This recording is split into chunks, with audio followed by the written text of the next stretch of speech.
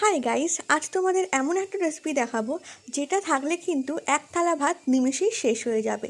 তো চলো দেখে নেওয়া যাক। এটা হচ্ছে চিংড়ি মাছ দিয়ে লাউয়ের খোসা বাটা। তো লাউয়ের খোসাগুলো এরকমভাবে কেটে নিয়েছে। এবারে জলে একটু সিদ্ধ করে নেব। 10 থেকে 15 মিনিট মতো লাগবে। সিদ্ধ হয়ে গেলে জল ছেঁকে নেব, এইভাবে ছেঁকে নিয়ে তুলে নেব। এবার শুকনো খোলায় কালো জিরে, কটা রসুনের কোয়া আর হচ্ছে শুকনো লঙ্কা দুটো দিয়ে দিয়েছি। এবার সব কটা ভালো করে লাল লাল করে একটু শুকনো খোলায় ভেজে নেব। ভাজা হয়ে গেলে একটু ঠান্ডা করে নিতে হবে। এবার লাউয়ের খোসার মধ্যে ওই ভাজাগুলো দিয়ে দিতে হবে। এবার এর মধ্যে দিতে হবে স্বাদ মতো নুন আর সামান্য চিনি। আমি মিক্সি করে নিয়েছি, তোমরা চাইলে শিলেও বেটে নিতে পারো। মিহি করে বেটে নেবে এইভাবে।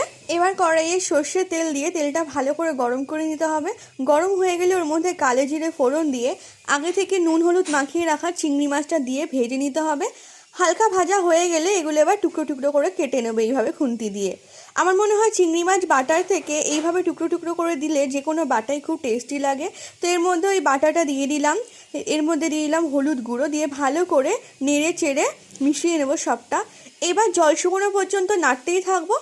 দেখো জলটা শুকিয়ে গেছে, আর লেগে লেগেও যাচ্ছে না। তো এটা রেডি। এবার আর কি, ওপর থেকে সর্ষের তেল ছড়িয়ে গরম ভাতের সাথে জাস্ট জমে যাবে। তোমরা একবার এটা বানিয়ে দেখো, বারবার খেতে চাইবে। তো রেসিপিটা ভালো লাগলে অবশ্যই সাবস্ক্রাইব করে দিও, লাইক কমেন্ট শেয়ার করে দিও। দেখা হবে পরের ভিডিওতে।